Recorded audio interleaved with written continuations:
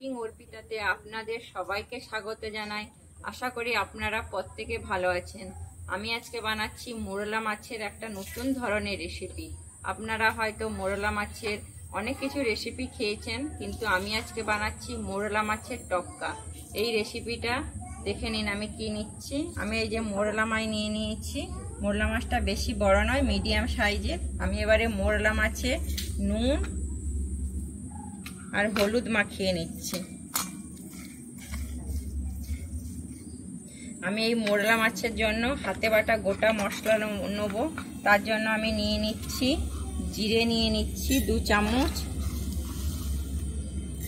শুকনো লঙ্কা নিয়ে নিচ্ছি, শুকনো লঙ্কা আমি 4টা নিয়ে নিচ্ছি। এবারে নিয়ে নিচ্ছি সরষা, আমি এখানে সরষে 2 চামচ নিয়ে নিলাম। নিয়ে আমি মশলাটাকে হাতে বেটে নিই।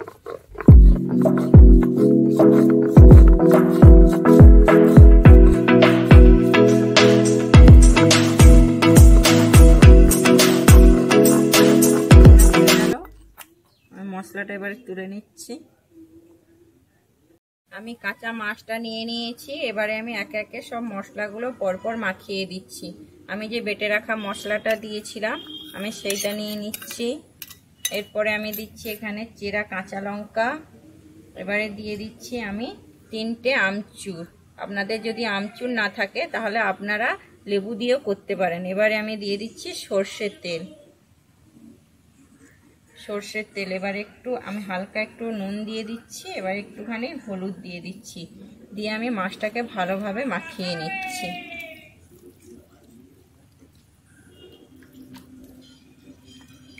আমার মাখানো হয়ে গেছে। মাছটাকে রেখেছিলাম আমি কড়ার মধ্যে ঢেলে দিচ্ছি।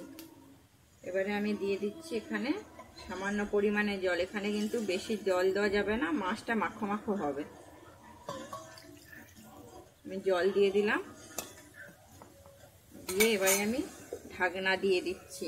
দিয়ে আমি মাছটাকে 10-15 মিনিট হতে সময় দেখে নিচ্ছি। আমার হয়ে গেছে, আমি এবারে নামিয়ে নিচ্ছি। আমার মোরলা মাছের টক্কা। আপনাদের যদি এই রেসিপিটা ভালো লেগে থাকে তাহলে অবশ্যই আমার চ্যানেলটিতে লাইক, শেয়ার, কমেন্ট এবং সাবস্ক্রাইব করে দেবেন।